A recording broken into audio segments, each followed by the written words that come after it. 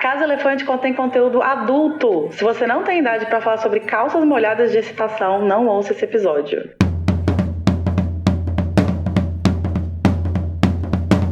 Olá, sejam bem-vindos à Casa Elefante. Puxe uma cadeira, pede um café e vem discutir a obra de J.K. Rowling capítulo a capítulo com a gente. Hoje, o 28º capítulo de Harry Potter e a Ordem da Fênix, a pior lembrança de Snape.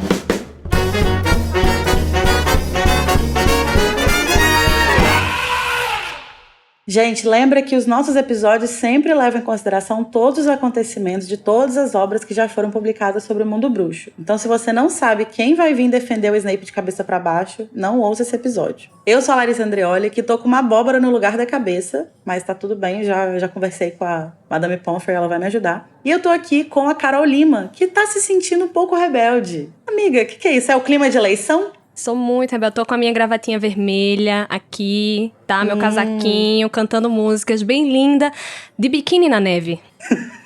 Então tá bom. E tô também com o Danilo Borges, que sempre sabe quando parar e só às vezes ultrapassa um pouquinho a linha. É isso mesmo? Só quando eu quero, isso mesmo. Só quando eu preciso ajudar o professor Dumbledore, gente. Uma causa muito importante. Entendi. E tô também com uma convidada, a Natália Campos, que assinou uma ordem pra expulsar o Pirraça. Você não gosta de poltergeists, Natália? Gente, eu odeio o Pirraça. Assim, que personagem insuportável. Então tá perfeito, assim, a apresentação. Olha, a apresentação foi no chute, mas eu acertei em cheio. Acertou. A única coisa boa que poderia vir, né, nessa administração aí. Sim, porque acho que todos concordamos que o Pirraça não, né? Não. Exatamente. Ora, pirraça. Gente, a Natália topou tá aqui com a gente. Se vocês ouviram o episódio do Advento sobre o Snape, vocês já conhecem ela participou daquele episódio com a gente. A Natália escreve textos pro Para Além de Hogwarts, o projeto criado pelo Vitor Menezes. E ela topou tá aqui com a gente de novo pra falar um pouquinho sobre essa pessoa tão agradável que a gente gosta tanto, né? E hoje a gente vai falar um pouquinho sobre revolução, fofoca e destruição da figura paterna.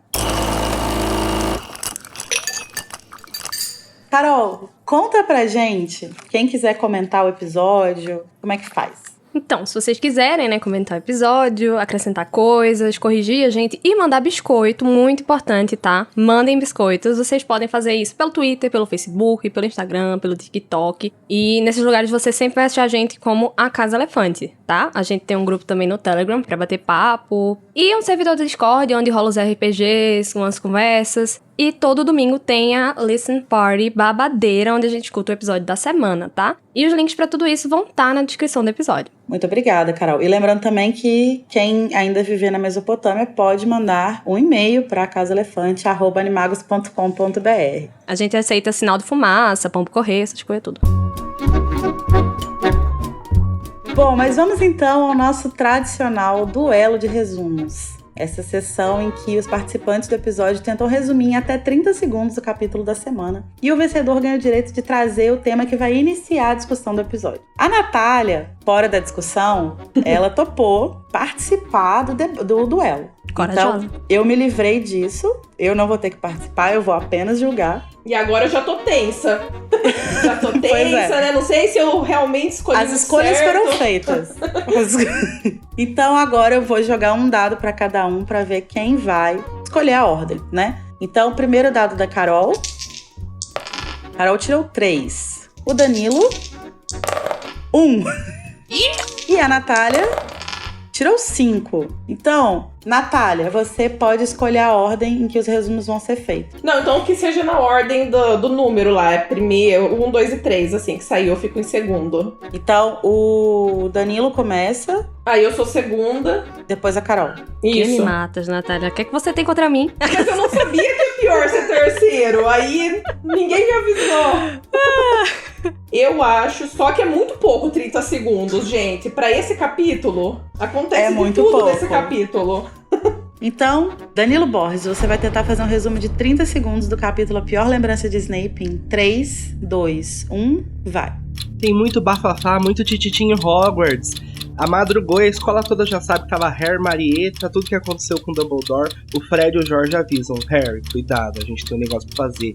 A Dolores chama o Harry, tenta botar um Veritaserum ali pra ele, saber onde tá o Dumbledore, onde tá o Sirius. Harry não bebe, desce, fogos. Os professores não ajudam. Depois ele volta e fala: preciso treinar oculumência. Vai lá com o Snape, vê o que o pai dele é um escroto. O Snape pega ele, joga vidro, mas Harry E acabou. sabe que pior. Danilo, acabou, Danilo! Eu tô impressionado. Ai, meu Deus. E o que mais me impressiona do Danilo é o gingado, sabe? A malemolência pra fazer o resumo. É só fingir que tá tudo bem, gente. Momento de tensão, trabalhando a dicção, né? É toda uma... É difícil. Vamos lá, foda. vamos lá. Vamos lá. Natália Campos, você vai tentar fazer um resumo de 30 segundos do capítulo A Pior Lembrança de Snape em 3, 2, 1, vai.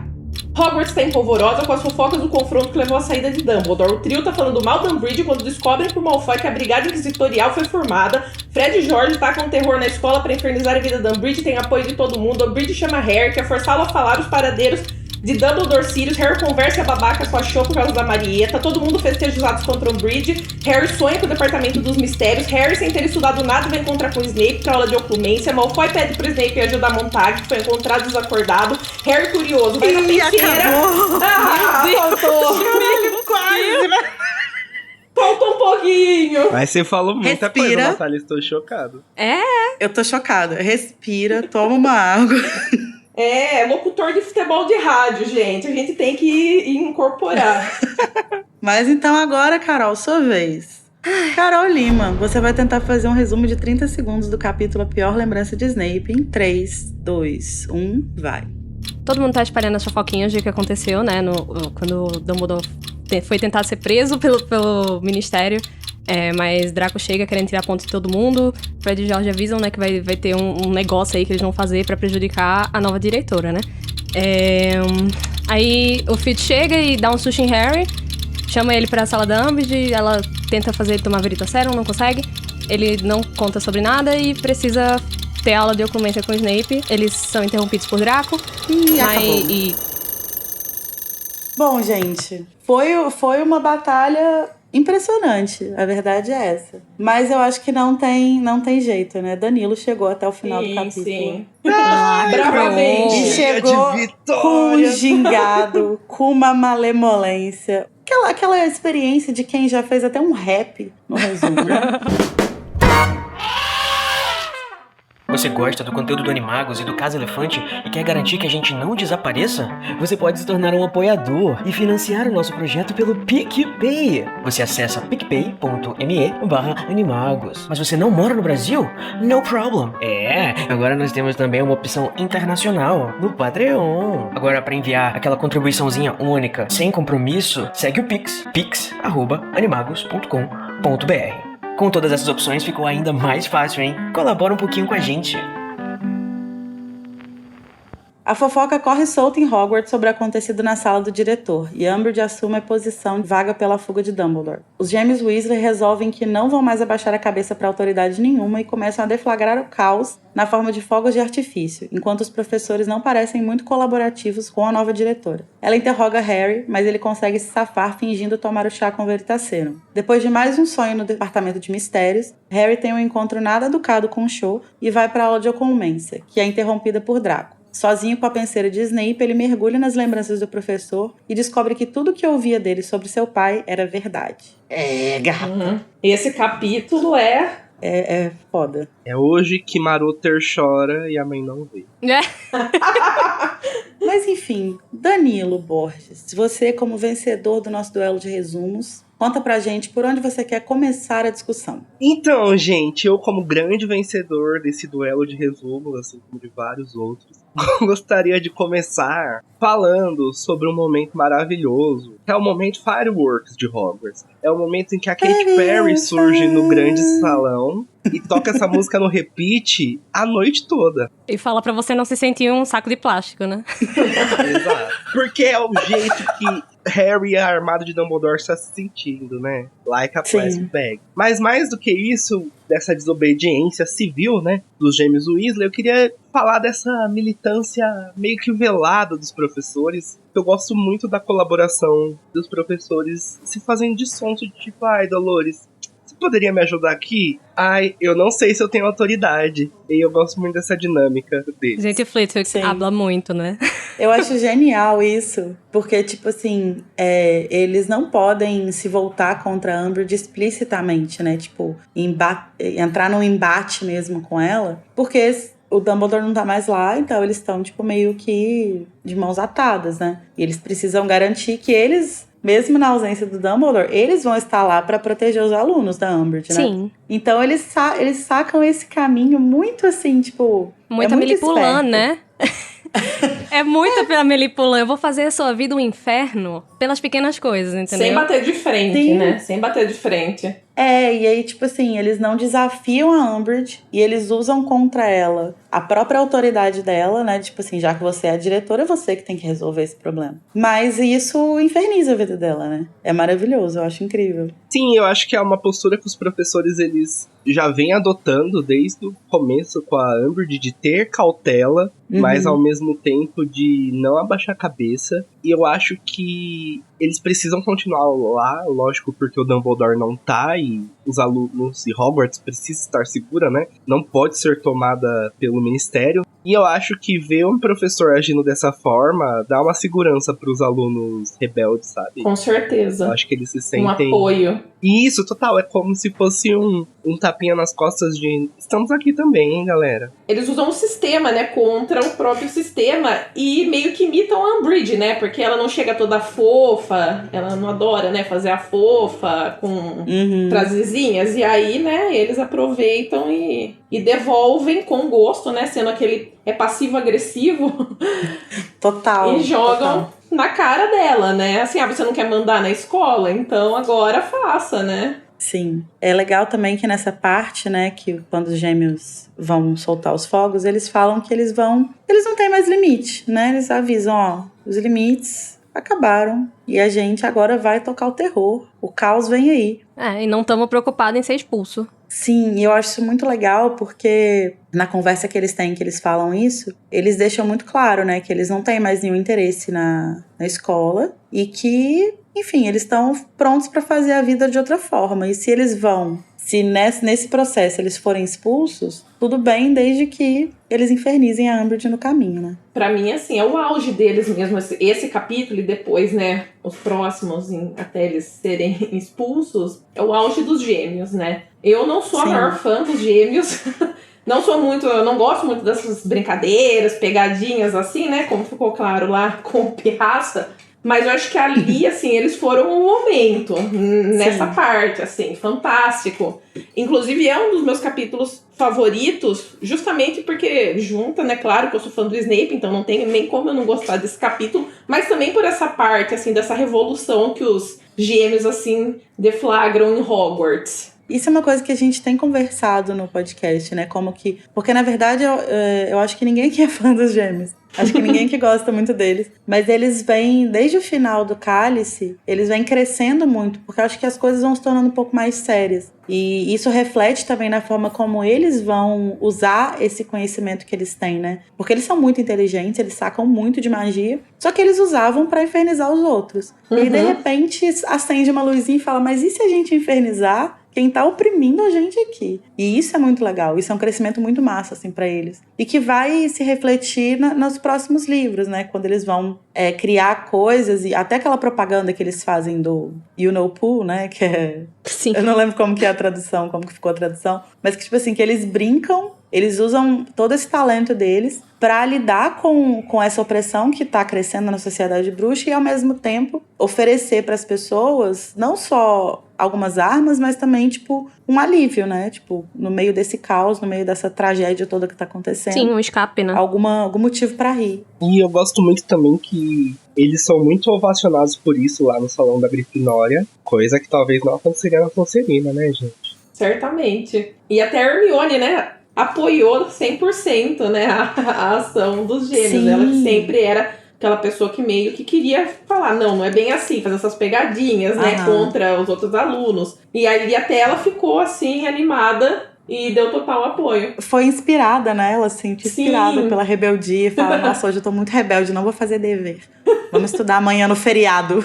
Ela descobriu a desobediência civil, né? É importante o Sim. crescimento que ela vai ter a partir disso, que ela descobre que ela não precisa seguir as regras quando as regras estão servindo ali como instrumento de repressão e tudo mais. Exatamente. E assim como esse livro e a partir desse capítulo também tem um crescimento muito grande para os gêmeos, a gente tem acompanhado também um crescimento muito grande da questão política da Hermione, né? Como que ela vai evoluindo e vai aprendendo sobre os limites de determinado tipo de militância, como abordar certas questões, como lidar com outras questões. Perfeitinha, nunca errou. E eu até comentei lá no coisa quando eu tava fazendo a pauta, e algumas pessoas ficaram incrédulas, mas cada vez me interessa mais o chip da Hermione com um dos gêmeos, porque eu acho que, nossa, tem muito potencial, cara.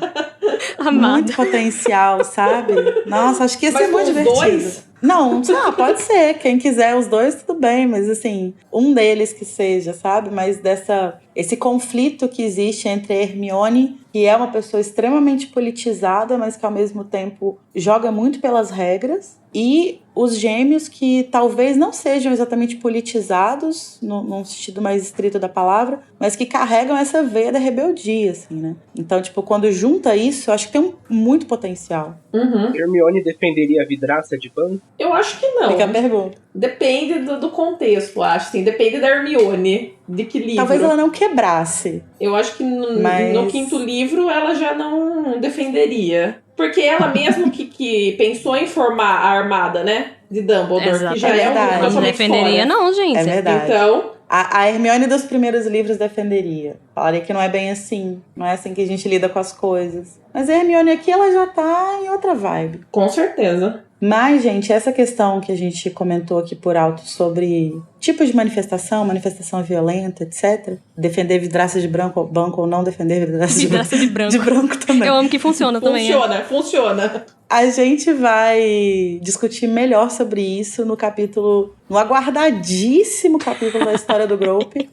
Então, Sim. lá a gente se aprofunda nisso. Aquele que você não pode esperar de perder. Aquela. Nossa, eu tô animada, muito animada. Outra coisa que os gêmeos vão trazer, né, a informação que eles prenderam o Montague no armário sumidouro que está quebrado. E se vocês se lembrarem bem, ele foi quebrado pelo Sir Nicholas de Mimsy-Pompsy, que quebrou lá na câmera, né, pra distrair o Filch e ajudar o Harry, né, que tava sendo encurralado pelo Na verdade, pelo foi Filch. quebrado pelo vidraça, né? Pelo vidraça? Pelo vidraça. Pirraça. Foi quebrado. O vidraça é realmente um poltergeist. Foi quebrado pelo pirraça, né? Que... Amando do Nick. Unsung hero nessa história, ó. Sim. Começamos falando mal dele. O plot twist. E esse armário, né, ele tá fazendo essas pequenas aparições aqui. Pra lá em Enigma, a gente vai descobrir, né, que o Montague ficou num limbo entre Hogwarts e a Borgin and Burkes. E foi assim que o Draco pensou, né, em usar o armário pra colocar os comensais dentro de Hogwarts lá no próximo livro. Exatamente. Então é a Jo dando uma cena, assim, pra gente. É muito legal, assim, o jeito, né, que ela coloca essas pistas. Porque realmente ali, né, em Ordem da Fênix, a gente não dá muita bola pra esse detalhe, né? Lá em câmera a gente já não dá bola. Não. Aí vem aqui, a gente também não tá ligando. E de repente, tipo, se você é um Pomba. leitor distraído, um leitor que não presta atenção nesses detalhes, tá lendo pela primeira vez, e eu tô falando isso porque eu sou essa pessoa. Quando eu li o Enigma a primeira vez, eu falei, que caralho de armário sumidor é esse? De onde saiu esse negócio? E foi coisas que eu só fui captando nas releituras, assim. Você ficava dizendo que era Deus Ex Machina, amiga? Não, eu não conhecia essa palavra. Bons tempos da sua vida em que você não conhecia esse termo, hein? verdade. Gata. Mas é também importante essa coisa do Montag, né? Que o Draco vem falar sobre isso pro Snape. Porque é nesse momento que ele vai interromper a aula de oclumência, né? O Harry chega pra ter aula de oclumência com o Snape. E aí, antes deles começarem, o Draco chega e fala: a gente achou o Montag, não sei o que, tem que ir lá. E isso que vai dar o start pra grande questão desse capítulo, né? Mas antes da gente entrar na penseira em si, junto com o Harry, mergulhar lá naquela aguinha gostosa, uma coisa que eu fico me perguntando quando eu leio esse capítulo é que o Draco entra na sala, aí ele vê lá o Snape com o Harry, e eles estão, tipo assim, de varinha em punho, um apontando pro outro.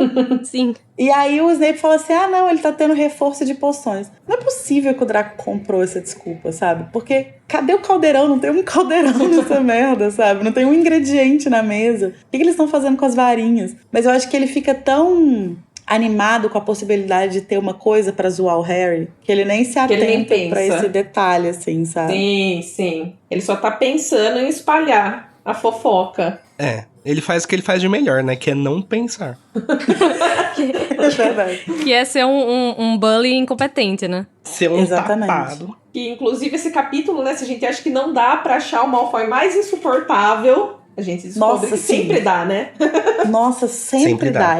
Nesse ele se supera. Mas a gente vai voltar lá nessa parte dele. Vamos só então... Vamos ao elefante na casa desse capítulo, né? Que é o momento em que o Harry vai finalmente ver essas memórias. Né? Ele vai fuxicar as memórias dos outros. Você vai julgar? Eu não vou julgar. Eu não vou julgar, porque eu sou... Provavelmente eu faria a mesma coisa.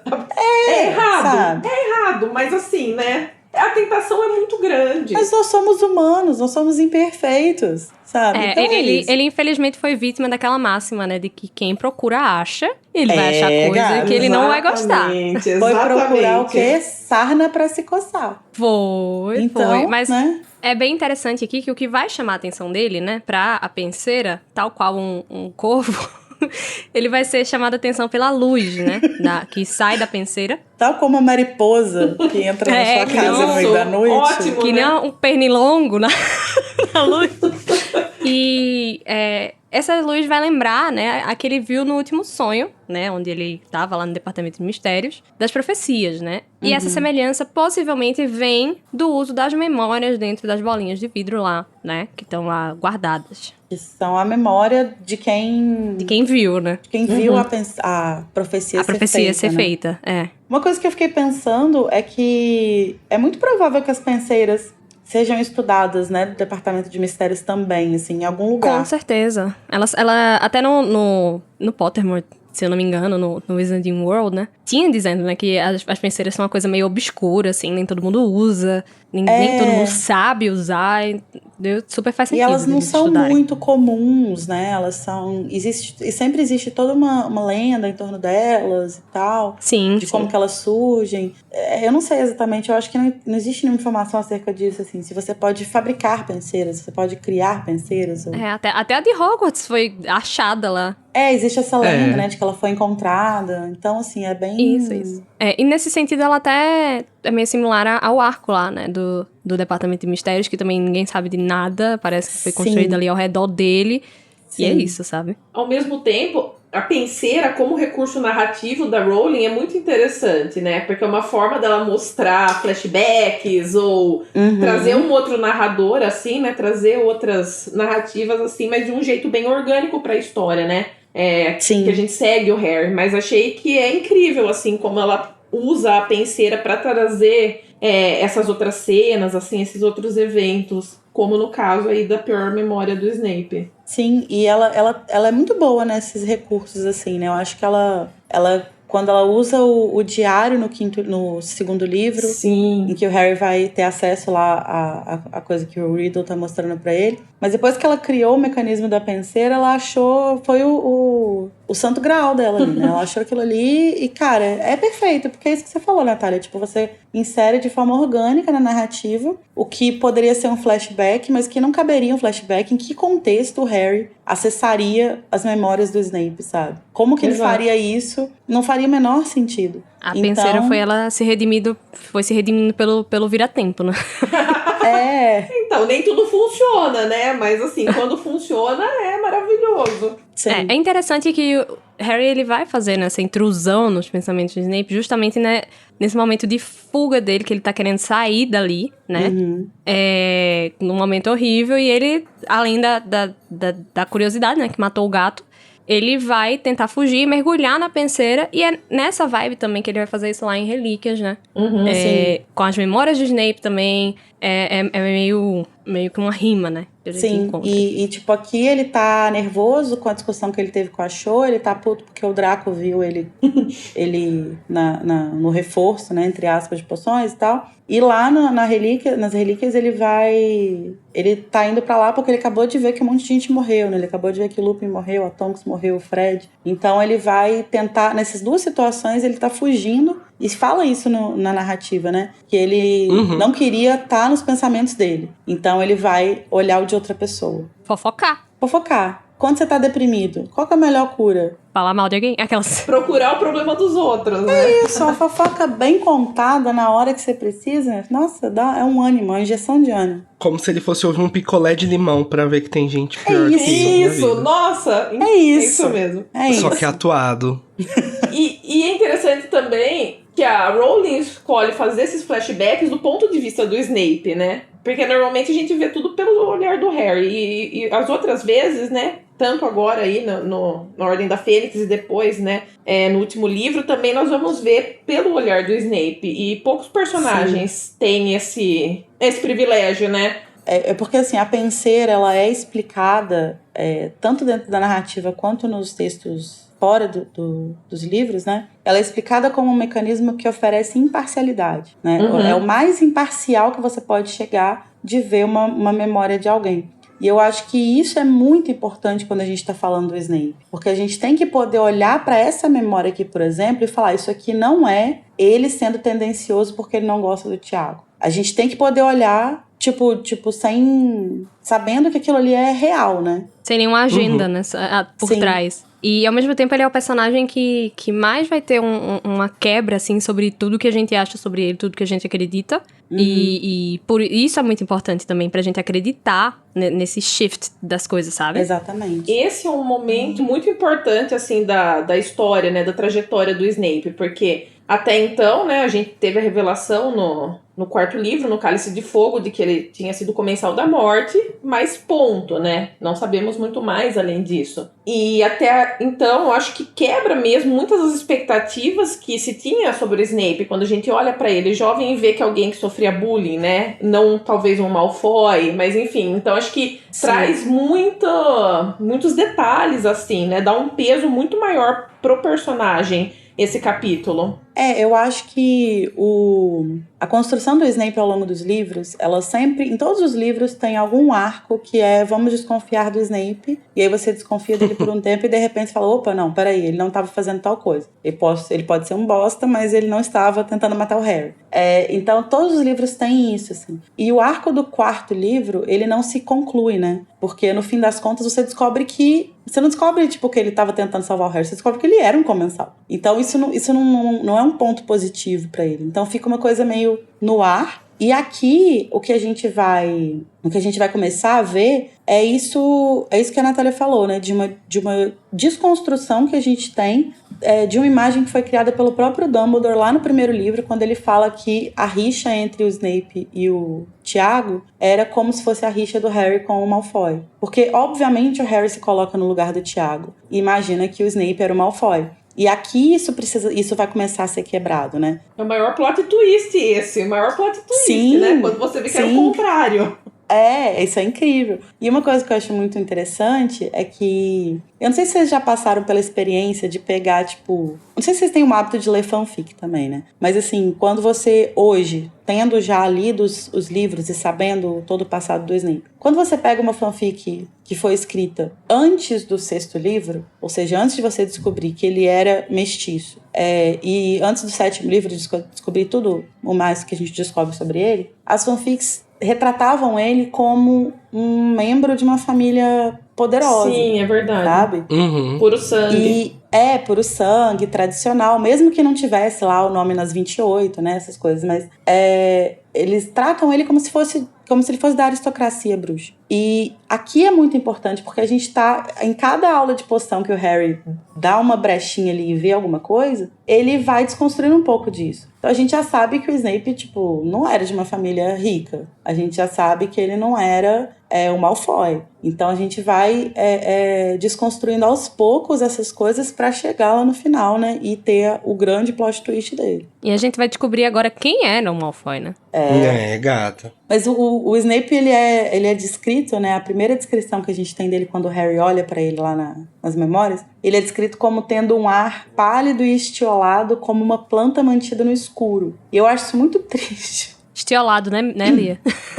E isso também vem depois dessas outras pequenas memórias que o Harry teve acesso, né? Durante Sim. as aulas de Occlumento. Então você já tem um pouco de ideia de que, bom, parece que a família dele não era assim, né? Tão rica, ele chorando, ele sozinho. Então a gente já tem esses pequenos detalhes assim, né? E aí quando a gente vai pra memória mesmo, né? Quando o Harry entra, e aí se confirma, né? Na verdade, acho que reforça um pouco aquilo que o Harry vinha vendo ao longo O background já tá aulas. pronto, né? Quando ele chega nessa memória. Isso. Sim, ele tá sendo construído peça a peça, né? No capítulo Visto Imprevisto, a Luísa, nossa outra host, ela perguntou pra mim se eu tinha começado a gostar do Snape nesse capítulo, né? Que é quando a gente começa a descobrir mais coisas sobre ele e tal. E, enfim, eu falei que não, que eu já gostava, mas que isso aqui foi enriquecendo toda a minha percepção do personagem. E eu fiquei curiosa sobre você, assim, tipo, como que você começou a gostar dele? Você já gostava, você odiava ele, você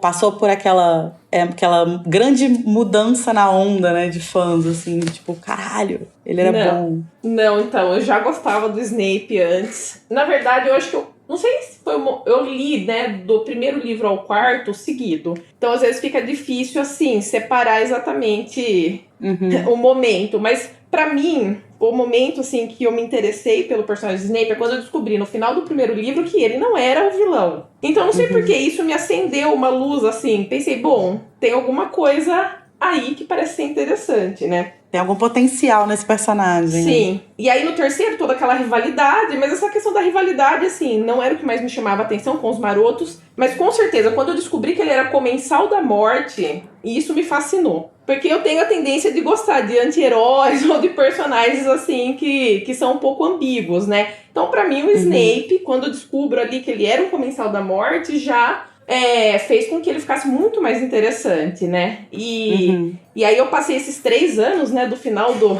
da publicação de Cálice de Fogo até Ordem da Fênix, assim, só discutindo, lendo, teorizando sobre como seria, né, o personagem, enfim, qual seria a história dele. Então foi um presente, né? Quando eu peguei a Ordem da Fênix e vi que tinha um capítulo assim, eu já fiquei hiper animada. Então, apesar de saber que não ia dar certo, né, o Harry entrar dentro da penseira... Não vai dar bosta, não tem como dar bom, né? Mas eu fiquei, entra assim, né, por favor, entra pra gente ver mais. Eu preciso disso. Eu lembro, assim, da minha alegria genuína quando eu baixei a primeira tradução pirata de Enigma do Príncipe e entre os capítulos tinha lá Snape vitorioso.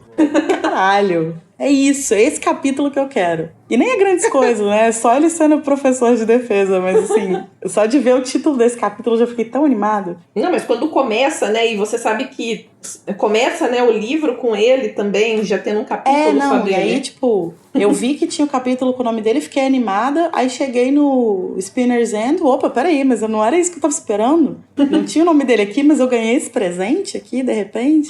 Mas enfim, quando o Harry tá lá na penseira, né, ele chega perto do Snape e ele vê o Snape escrevendo na prova e fala que, tipo, ele tinha escrito cada linha, né, tinha usado todas as linhas possíveis, assim, em cada centímetro, né, do pergaminho. E ele fala sobre a caligrafia dele, né, ele descreve a caligrafia dele, né, como minúsculo e apertado. E eu acho curioso porque todo mundo fala... porque o Harry teve 6 anos de aula com o Snape e com 5 anos de aula com o Snape não reconheceu a caligrafia do professor dele no livro de poções, né? Mas eu acho que se a gente pensar nele como professor, ele já é adulto, então pode ser que a caligrafia dele tenha mudado, já não seja mais tão parecida. Mas aqui é a mesma caligrafia, né? Da mesma época que ele estava escrevendo naquele livro. E então, assim, acho que talvez se não tivesse acontecido tudo o que acontece no resto da memória, se fosse uma memória pacífica, ele só passasse por ali, observasse uns detalhes e tal, talvez ele tivesse registrado melhor, né, essa caligrafia e reconhecesse no livro do príncipe, né? Eu já acho que não, porque é uma coisa muito de relance, sabe? Eles não reconheceram o Visgo do Diabo, que eles, tipo, foram presos, quase morreram pra ele. São burros, né? Não que são burros, é porque realmente, tipo, é muito difícil um negócio que ele viu rápido numa memória de relance. E aí eu coloco em comparação com o Visgo do Diabo, que eles tiveram em risco por causa do Visgo do Diabo, eles, sabe, tiveram uma experiência muito mais próxima e não reconheceram a planta, sabe? Imagina uma caligrafia que você olhou de cima, um negócio super rápido, numa memória que não era sua, enfim. Mas eu tenho uma pergunta. A Rowling, quando ela vai descrever a caligrafia do príncipe mestiço, ela fala que é uma caligrafia também... Ela fala.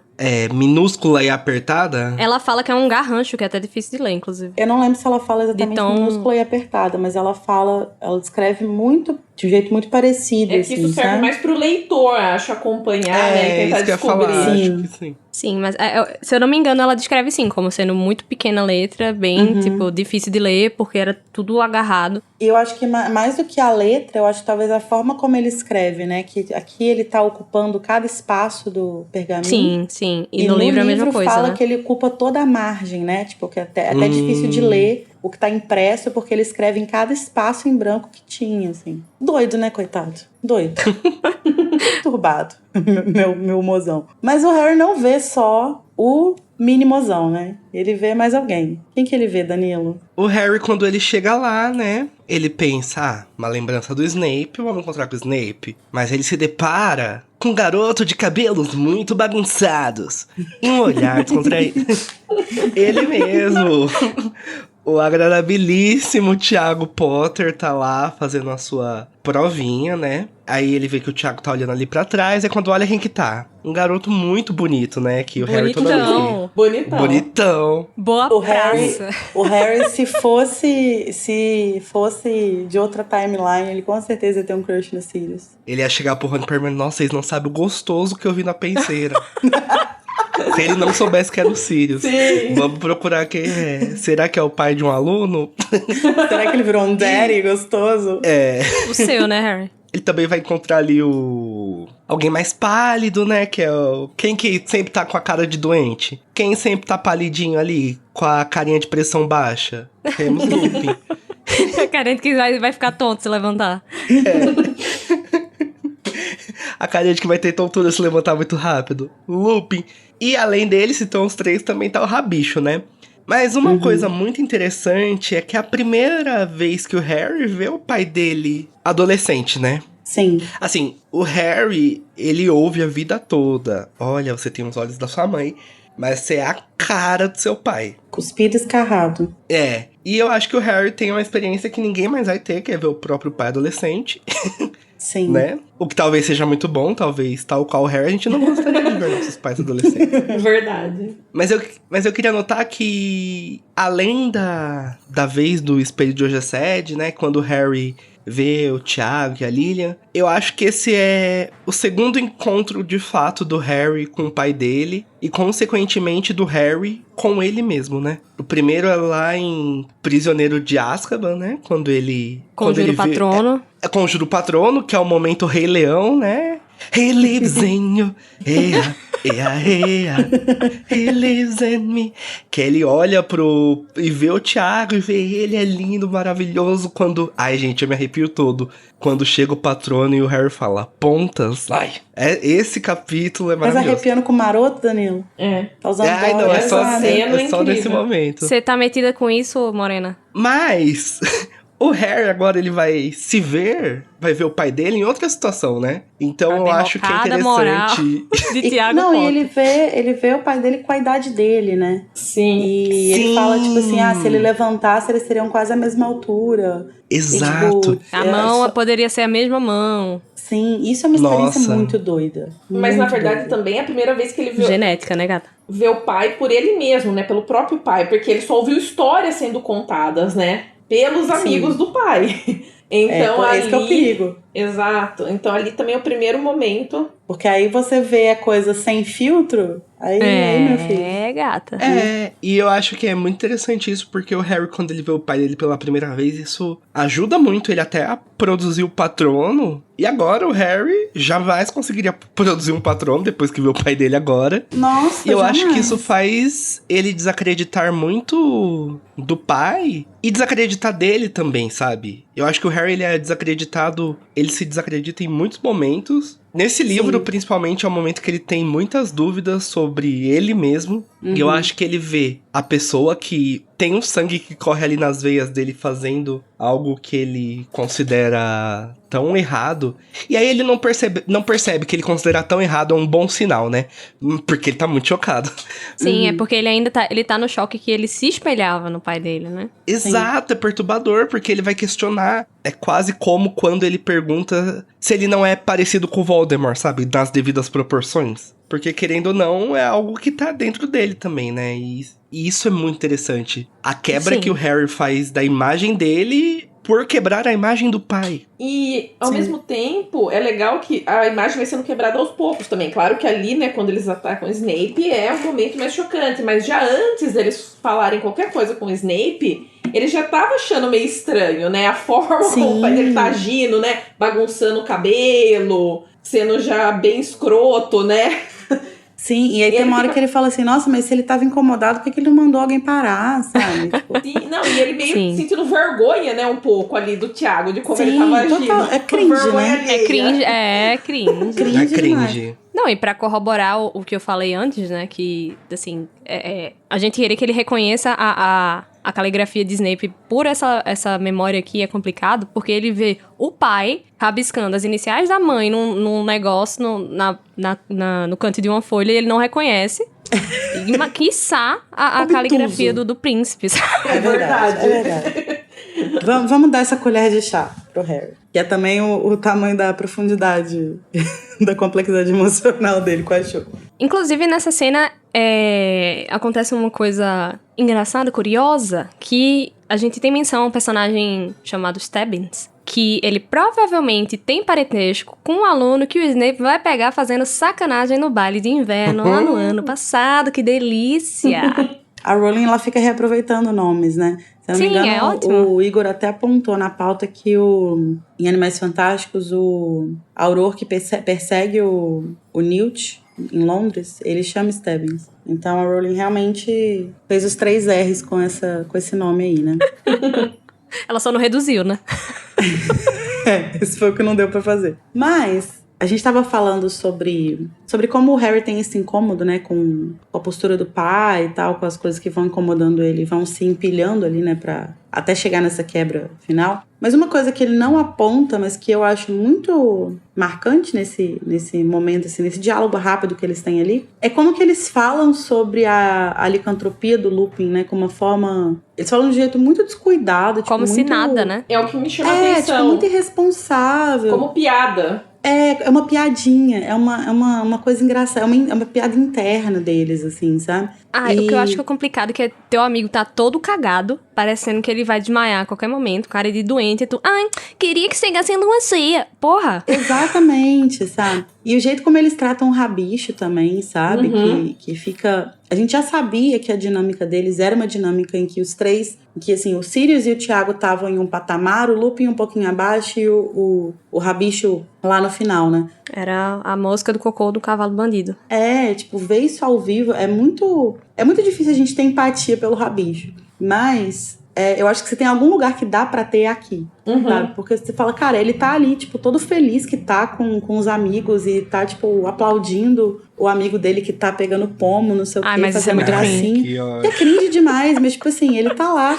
E aí o Sirius fica fazendo, tipo, ele vai molhar as calças de excitação. Sabe, gente, tipo, é uma pelo falta amor de Deus. Você vê que realmente existe uma barreira entre eles. É uma hierarquia, zero, né? Que tem uma hierarquia ali no grupo. Que novamente remete ao Malfoy, né?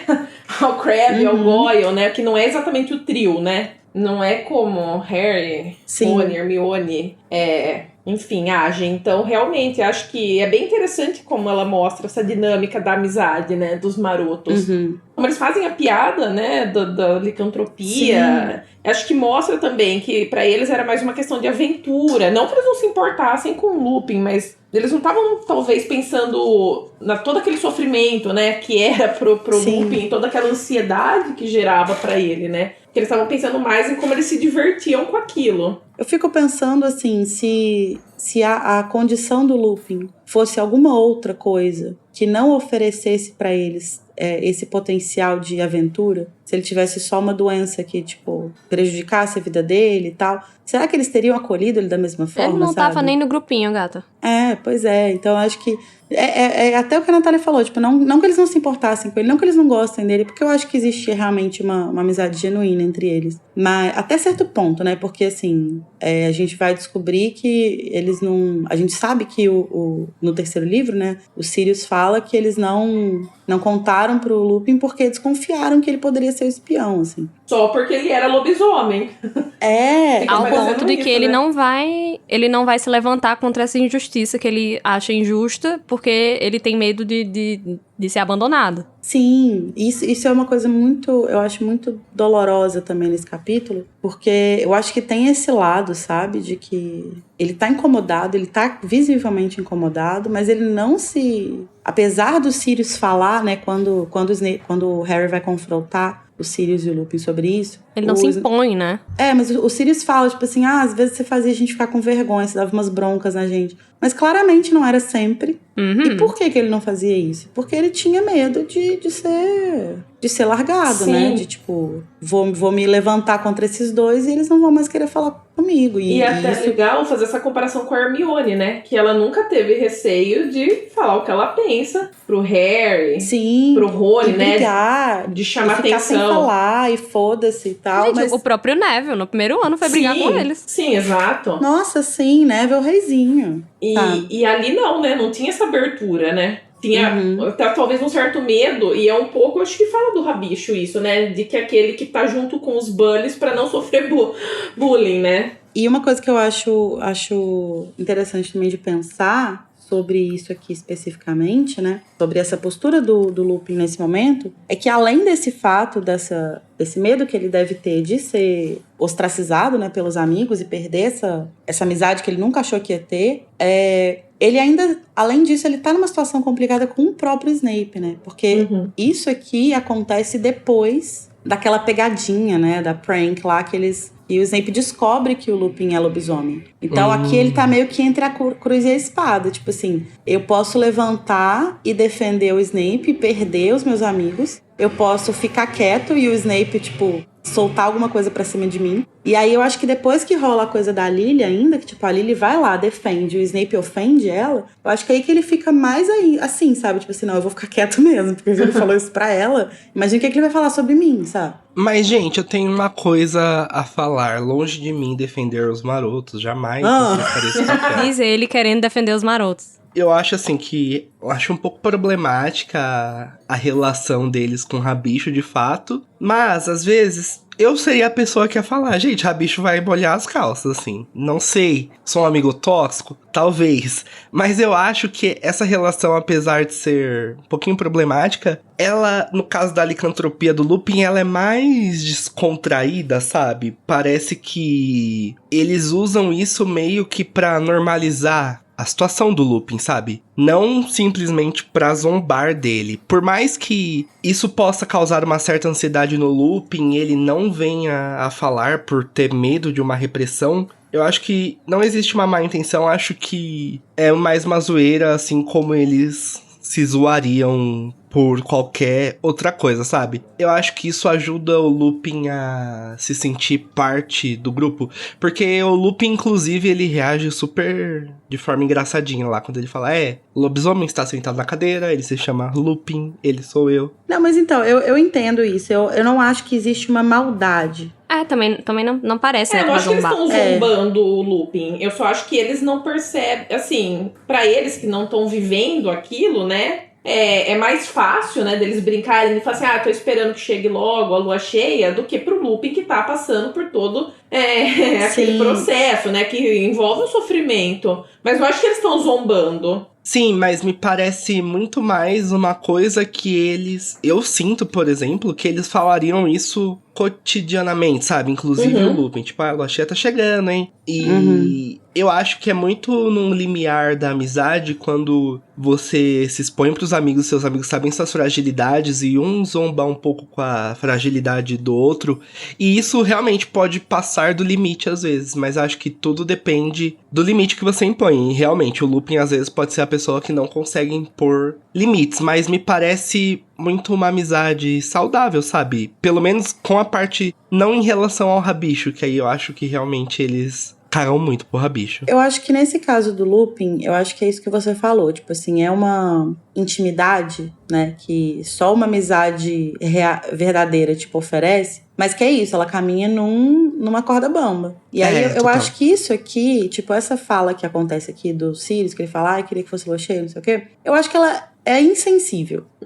Só. Eu não acho que ela é, tipo, uma grande ofensa, nem nada do tipo. Sim, real. Ela é insensível. Mas eu acho que quando que existe a queda da corda bamba? Quando o Sirius usa isso pra atacar o Snape, na pegadinha, entendeu? Porque aí, tipo, ele tá usando a condição do amigo dele, que ele sabe que, tipo, o maior medo da vida dele é machucar alguém, sabe? Então, tipo, eu não acho que aqui ele ultrapassa um limite. Mas aqui a gente vê que eles estão muito num limite, assim. Que eles tratam isso com uma leviandade que não deveria ser tratada, sabe? Que pode acabar gerando situações como essa que eu falei. Mas aqui eu acho que é só, tipo assim, acho que só meio que demonstra esse tom displicente com que eles encaram tudo, assim. Tipo, tudo pra eles é uma grande diversão, tudo pra eles é uma grande zombaria. E que talvez eles não percebam que em alguns momentos isso chateie, né? O Lupin. Sim. Que ele também gosta de brincar, que nem falou, sobre a questão da prova, e você vê que ali ele não tá desconfortável, né? Mas que ele fica desconfortável com algumas coisas, mas eles não percebem, né? O Thiago, o Sirius, eles um tanto narcisistas, né? Naquele momento ali, aos 15 anos. E então acho que mostra mesmo, assim, que eles não percebem como essas brincadeiras, em alguns momentos, podem afetar o Lupin. Acho que é isso que você falou, Larissa. Isso mostra porque que o Sirius, né, depois vai usar isso como um método, assim, pra pegar o Snape, né, e não considera as consequências. Sim. E se pensar que isso aconteceu depois, né, dessa pegadinha, entre aspas, quer dizer, mesmo depois dele quase transformar o Lupin em um assassino, ele ainda tá brincando dessa forma. Então acho que eles meio que não percebem, assim, como isso afeta o Lupin, né? Essa ansiedade que é viver como ser um lobisomem. Eles não estão muito preocupados com isso. Mas não acho que seja na malícia. Porque eles só aproveitam a parte boa, né? Então, quem sofre a transformação, quem sofre as dores é o Lupin. Mas eu acho que quando a gente coloca... Porque o acesso que a gente vai ter às memórias do Snape aqui, essas soltas nas outras aulas de oclumência, as lá do 7º livro, as coisas que são relatadas, né, e tal... Elas são feitas isso tudo é feito de uma forma muito fragmentada. Então, é muito difícil a gente... o leitor... comum, né, que tá, tipo, só lendo o livro ali, que não é doido igual a gente, que tá aqui fazendo um podcast sobre isso, estabelecer uma timeline dos eventos. Então, eu acho que quando você coloca essa memória aonde ela realmente está, que é depois do Sirius ter quase matado o Snape usando o Lupin, tudo toma uma proporção ainda maior. Porque você vê que claramente aqui o Sirius se sente à vontade para fazer isso, o Sirius e o Thiago se sentem à vontade para fazer isso na frente da escola. Por quê? Porque eles claramente não foram punidos pelo que eles fizeram. Porque claramente não houve nenhuma consequência por eles quase terem matado um aluno e transformado um outro em assassino sem, tipo, assassino involuntário. Involuntário. Sabe? Então você vê que existiu ali o caso foi abafado de um jeito que eles estão super à vontade para fazer o que eles vão fazer aqui, né? Enfim, né? Eu acho que também existe essa memória aqui, ela é um caso especial, assim, né? Porque ela é um recurso usado pela Rowling para meio que mostrar. Ela quer fazer essa quebra da imagem do Thiago, né? Não só do de uma Thiago, vez só, mas, né? Mas não só do Thiago, mas também do Sirius, né? E do próprio Lupin, porque o Lupin, apesar de não fazer nada, ele não faz nada. E isso é um problema, né? O Harry fica incomodado com isso também. Então, como ele precisa A Rowling precisa colocar em uma cena todas essas quebras e dar todas essas informações, colocar a Lily, colocar o Snape chamando ela de sanguíneo, tudo que tem que acontecer, ela é uma cena muito carregada, né? Tem muita coisa acontecendo. Então, é possível que essas coisas não acontecessem todo dia dessa forma, né? Que, às vezes, os ataques fossem um pouco mais leves, ou às vezes até mais pesados. Mas, enfim, isso aqui é meio que uma média, né? É uma média aritmética do que acontece quando os marotos não gostam de você. Por isso que ela é uma cena tão carregada, né? Que você sai dela pensando, caralho, quem são esses personagens que a narrativa estava ensinando a gente a gostar, né? Porque pela fala da Lilian, né, ela dá a entender que eles faziam isso não só com o Snape, que eu acho que isso que é importante, Sim. assim, nesse capítulo também mostrar que não é só contra o Snape. E coloca isso na boca da mãe do Harry. Você faz isso com todo mundo que você não gosta, só porque você pode fazer, né? Então, mostra que vai muito além ali daquela inimizade, né? Suposta inimizade que tem entre os marotos e o Snape. Quer dizer, que não é... Eles são bullies mesmo, né? Não é que eles só têm algo contra o Snape porque ele é da Sonserina ou, enfim, por X motivos, né? E eu acho que, assim, essa cena, né, ela se inicia... A cena do bullying em si, né? Ela se inicia de uma forma que é muito... que já diz muito, né, sobre isso tudo. Porque fala que o Sirius fala ranhoso, alguma coisa assim, e o Snape, ao ouvir a voz dele, ele já vira tirando a varinha. Ou seja, ele já reage esperando um ataque. Tá preparado, né? Sim, ele tá preparado para um ataque. E isso mostra o quê? Que ninguém faz isso se isso não acontece sempre. As pessoas não reagem assim se isso não é uma coisa que acontece com frequência. Então mostra que com ele já era uma coisa constante, né? Isso é uma reação que pessoas que sofreram bullying reconhecem muito bem. Mas assim, de modo geral, essa cena ela vai trazer muita coisa assim, que eu acho que dá pra gente discutir. Por exemplo, assim, eu acho que tem duas coisas que me incomodam muito no ataque deles ao Snape, que é que o ataque físico que eles fazem é muito cruel, porque aquele feitiço que eles lançam, por exemplo, que ele fica engasgando com sabão, né? Aquilo é uma coisa que pode matar alguém. Tipo, é hiper violento. Né? É muito violento. Ele não só engasga, né? Ele sufoca. Sim. E para além disso, o ataque físico ele é combinado com um ataque verbal, né? E esse ataque verbal, ele é muito pautado na aparência do Snape, né? Então o Sirius fala, seu cabelo tava sujando de gordura, a prova, ninguém vai conseguir ler nada. Isso é uma coisa que volta num aspecto que eu acho que nem vale muito a pena a gente se estender, até porque a gente não tem tempo hábil para isso, mas que a gente explorou muito bem no episódio que a Natália participou do Advento, que é como que toda essa questão todos esses elementos que os marotos atacam no Snape, na aparência dele, que tem a ver com oleosidade, com sujeira, com não sei o quê, tudo são marcas de classe, né? Então isso aqui é um ataque muito classista, isso é um ataque de burguesinhos, sabe? Tipo, filhinhos de papai ricos atacando uma pessoa que não tem, tipo, acesso a coisas básicas. A questão da cueca ser velha também, né? Sim, velha, encardida. E um negócio que também acho que é a última batida do prego, que é ele dizer que não, esse é o meu problema com ele é porque ele existe. Sim. Sabe? Isso que você falou, Carol, eu acho muito legal, porque, se eu não me engano, no próximo capítulo, no outro, quando o Harry vai confrontar o Sirius sobre o que ele viu, o Sirius vai usar como desculpa o fato de que o Snape estava metido com artes das trevas, que ele andava com futuros comensais.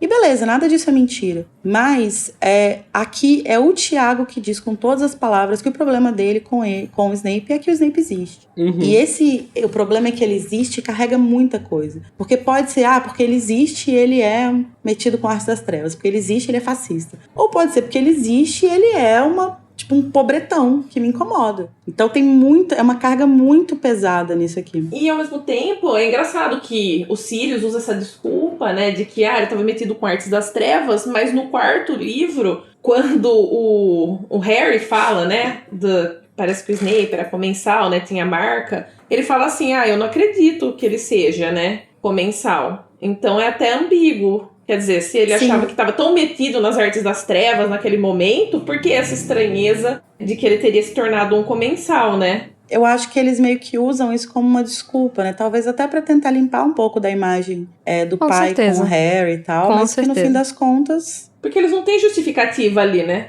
Isso vai ser Não discutido, tem. acho que no outro capítulo, mas eles não têm o que justificar. E Sim. uma coisa que eu acho interessante, aí eu quero saber o que vocês pensam, mas pra mim essa cena lembra muito a cena da Copa do Mundo de quadribol, em que os comensais da morte pegam aquela família trouxa, né, e levantam elas no ar também, né, deixam elas de Sim. ponta cabeça, e tem essa multidão, alguns estão rindo, outros estão meio que assustados. Pra mim lembra muito, é um paralelo. E tem, inclusive, um momento nessa cena da Copa Mundial que uma das... Acho que é uma criança, né? Que ela fica realmente de ponta cabeça e o vestido dela desce. Isso. Sim, sim. E a roupa íntima fica à mostra, né? Sim, é um paralelo muito exato, assim, sabe? E pro Harry é muito claro, e não só pro Harry, né? Pra todo mundo que tá em volta na Copa Mundial, é muito claro que o que tá acontecendo ali é errado. Mas aqui, a audiência parece dividida, né? Tem algumas pessoas rindo, tem algumas pessoas meio apreensivas. É Sim. ambiente escolar, né, gente? É. Existe lugar pior do que uma escola? Não existe. Não tem. Ambiente balbúrdia, né?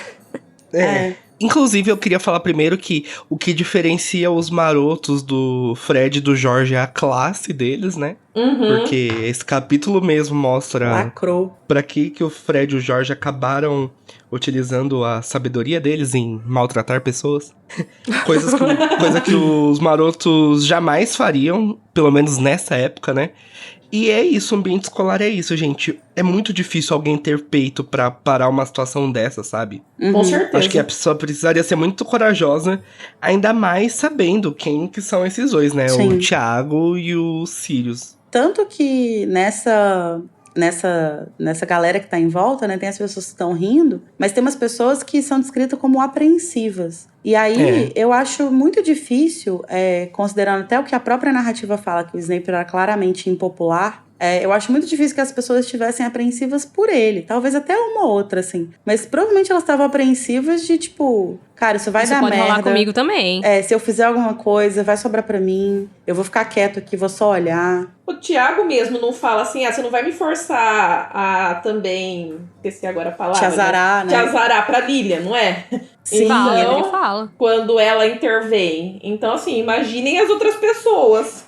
Mas nesse momento é só uma punhetação dos dois, né? Que a gente Sim, sabe que sim. já tá naquele cu doce insuportável. Que estão fazendo charminho um pro outro. Ai, porque eu não quero. Ai, porque eu quero. Ai, não, vai tomando. Sim. Desliga você.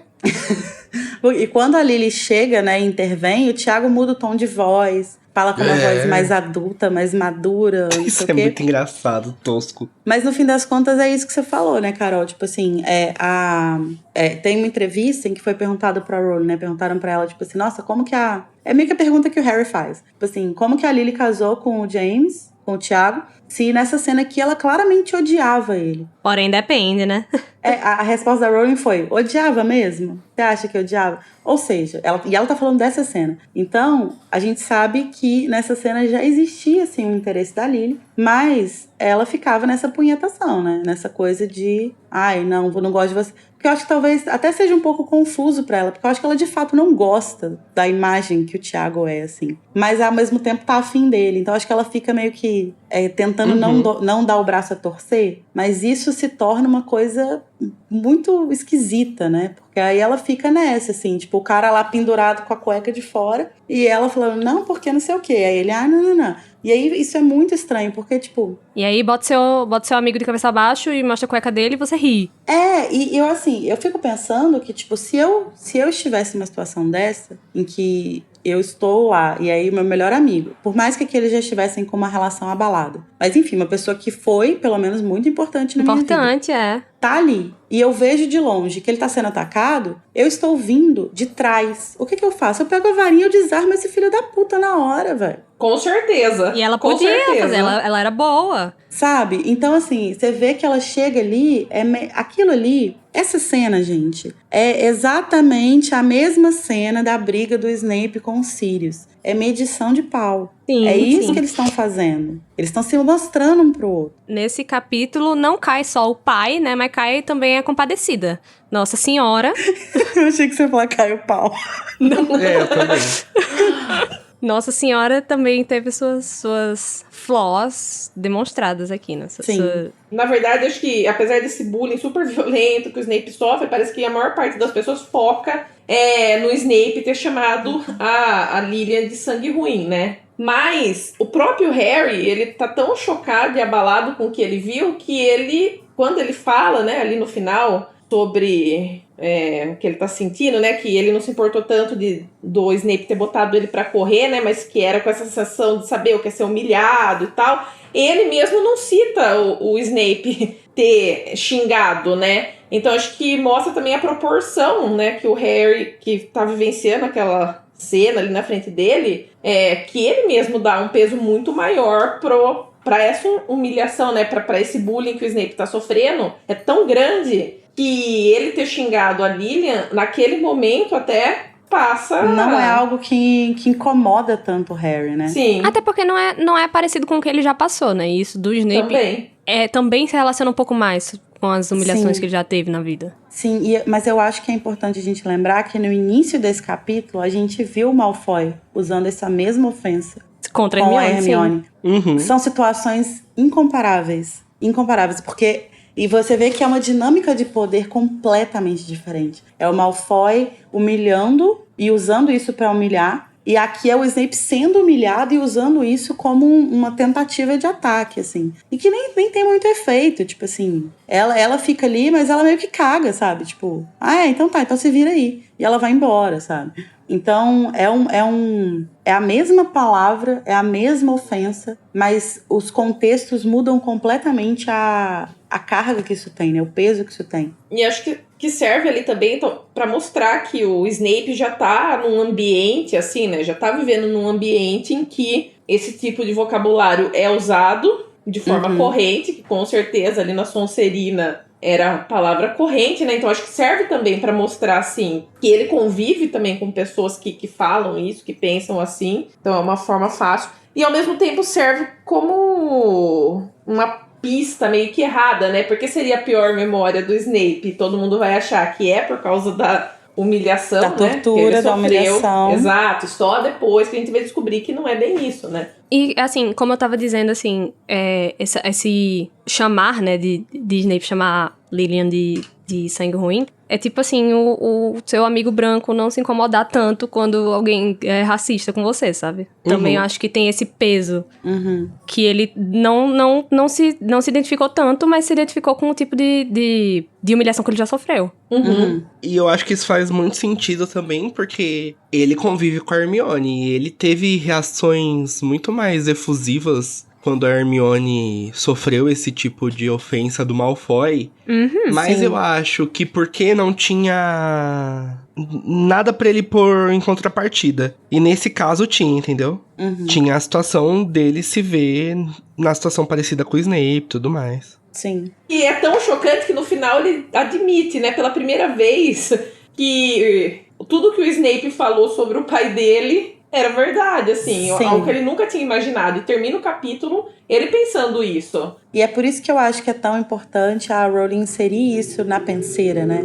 Porque é pra gente, de fato, ter isso aqui como um fato, né? Não é uma impressão, não é um sentimento, não é uma... Não é alguém contando. Não é uma opinião enviesada, que é o que a gente sempre imaginou que era sobre quando o Snape falava sobre o Tiago. Aqui a gente tá vendo, não, fatos. Né? E aí, é importante ser mostrado pra gente justamente, exatamente o que o Snape fala, né, pra ele, que as críticas simplesmente resvalavam nele, né, porque Lilian fala tudo aquilo e ele, tipo, se faz de doido, assim. Sim, nem ela sai, caga pra ele ela. vai e continua o que tá fazendo, né? Sim, Tipo, exatamente. de onde que eu parei nessa minha sessão de tortura mesmo, gente? Vocês podem me lembrar? E aí a gente não sabe Exatamente. até onde foi, né? Nunca saberemos. Mas enfim, Sim. como acabou, né, toda essa situação? Alguém depois interviu? Algum professor? Realmente eles tiraram a cueca dele? Ele foi exposto para toda a escola, né? E nunca saberemos. A gente não sabe se o pequeno Severinho foi exposto, né? Severininho.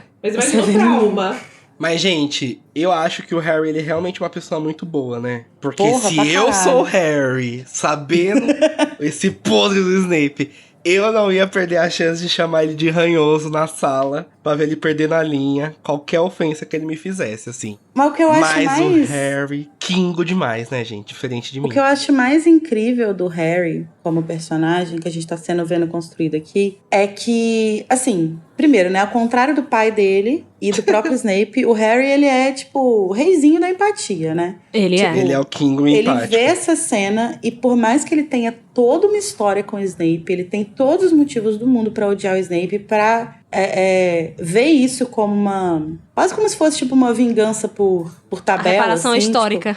Tipo, tô vendo histórica. esse cara se fuder aqui. Por mais que ele tenha todos os motivos do mundo pra fazer isso, ele se identifica com o Snape. Uhum. Mas, ao mesmo tempo, ele é muito humano. E, tipo, isso não quer dizer que ele vai passar a olhar o Snape de outro jeito. Porque o Snape continua sendo a pessoa que ele sempre foi com ele. Então, ele continua... Até um pouco pior agora, né? Por causa disso. Mas ele vai muito mais ficar encucado com, tipo assim, como que tudo isso que eu vi se encaixa na história que me contaram sobre meu pai. Sim. E como que eu lido com o fato de que eu estou sentindo empatia, eu estou com pena da pessoa que eu odeio. Isso me quebra muito o coração aqui, porque ao longo dessas aulas todas, né, de oclumência, o Snape ele vai ter um contato muito íntimo com o passado do Harry, todas as coisas que ele passou, ele pergunta sobre as humilhações que Harry passa, mas ele é o adulto aqui e ele não consegue estender essa empatia que Harry, que é uma criança, um adolescente, vai pra ele, né? vai estender pra ele, sabe? E isso é muito foda, porque é uma pessoa justamente que você odeia, mas que você tá vendo ali que passou por uma injustiça horrível e você tá se identificando, sabe? Isso é complicado, porque, tipo, o adulto não vai fazer isso, sabe? E eu acho que isso volta numa coisa que a gente conversou no capítulo Oclumência mesmo, se eu não me engano, que é quando o Harry invade a mente do Snape a primeira vez, né? E que a gente conversou muito sobre os paralelos que existem entre as histórias deles, né? E eu acho que aqui é um dos momentos em que a gente vê a diferença que faz eles terem seguido caminhos diferentes. Se o Snape tivesse seguido um caminho diferente, obviamente muitas outras coisas seriam diferentes na vida dele, mas talvez ele, além disso, tivesse conseguido desenvolver um nível de empatia. Não precisava nem ser igual ao Harry, mas, tipo assim, um pouco de empatia a mais pra poder olhar pra esse menino que ele tá vendo essas memórias do tio, da tia, do primo, blá, blá, blá, fazendo as coisas com ele, e sentir um pouco de compaixão, né? Mas o momento em que esses caminhos deles se separam, né, que é quando eles vão pra Hogwarts, é quando o Harry começa a ser equipado pra ter essa reação que ele tem aqui. E que o Snape nunca foi, né? Ele nunca passou por um momento em que isso pudesse ser parte dele, assim. Mas o Harry já tipo, aos 15 anos ele já isso já é possível pra ele, né? Amiga, essa conversa só foi no visto e imprevisto, tá? Foi em outro momento. Ah, beleza. Em outra aula de oclumência, né? Isso. Sabe o que esse momento de empatia do Harry me lembrou? Uma coisa que a Lari comentou sobre a morte do Snape, que o Snape pede pro Harry olhar pra ele não por conta dos olhos da Lilian, mas pra ele ser visto. E aqui é realmente o momento em que o Harry vai ver o Snape também, né? Uhum. E ter essa empatia por ele. E a partir daí, a relação deles...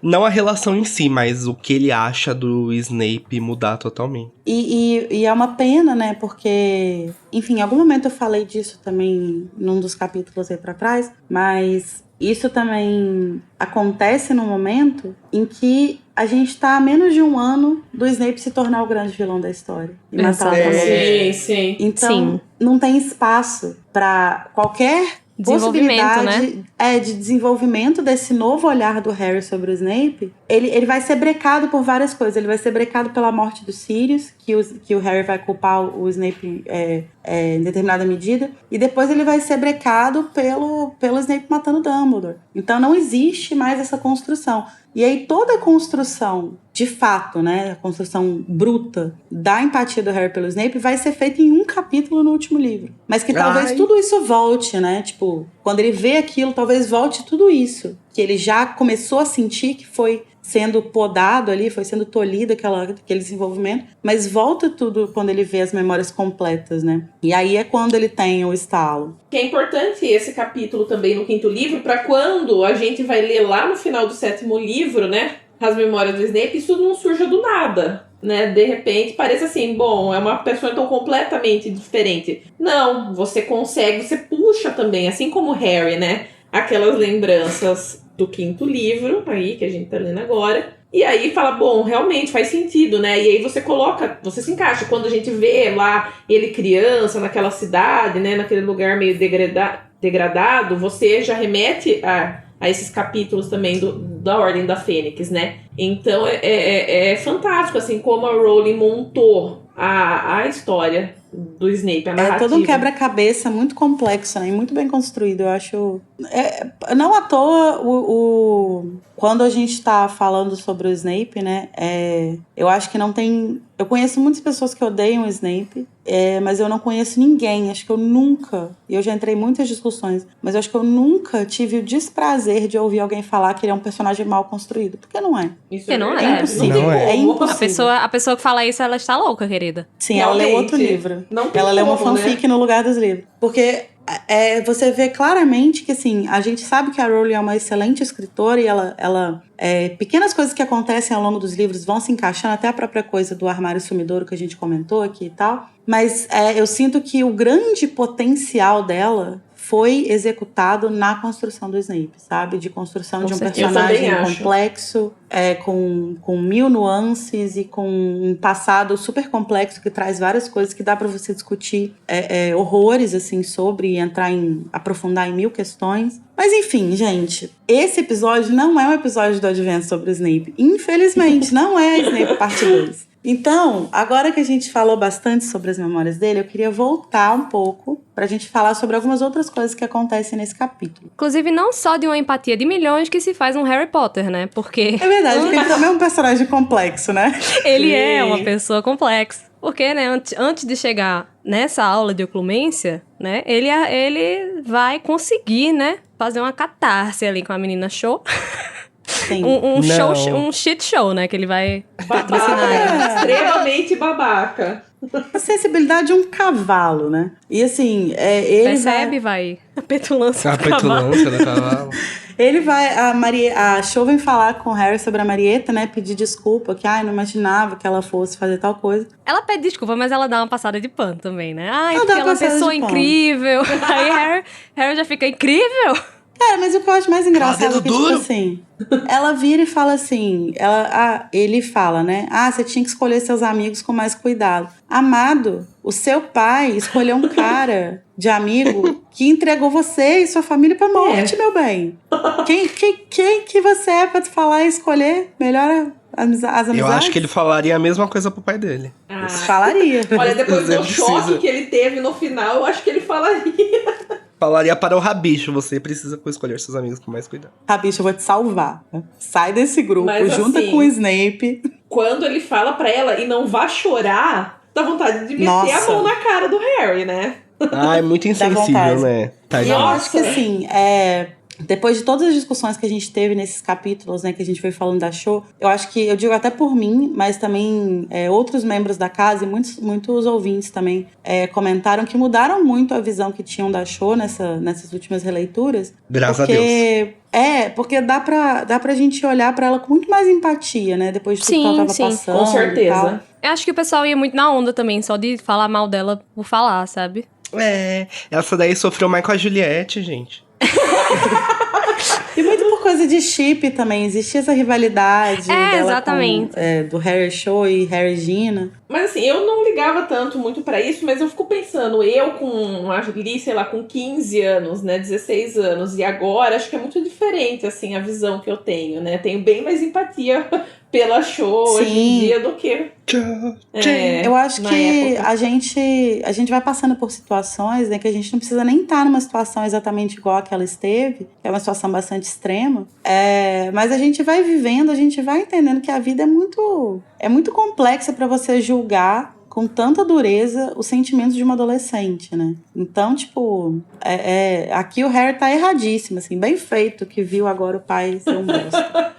O karma veio rápido, né? Nesse Veio Veio rápido. muito. Vai chorar na cama, que é lugar quente. Tava reclamando tanto dela chorar, quem é que vai chorar agora, né? Exato. Mas eu queria fazer uma pergunta pra vocês sobre essa conversa que eles têm. Acho que todo mundo tá de acordo que o Harry foi um bosta. Mas tem um momento que a Cho, ela fala da Hermione, ela reclama que a Hermione tinha que ter avisado pros membros da AD que aquela lista que eles assinaram era um pergaminho que tava com uma azaração. E o Igor comentou nesse pedaço que ele acha que eticamente, realmente, a Hermione deveria ter avisado. Eu vou... O que vocês acham? No ponto de vista ético, sim.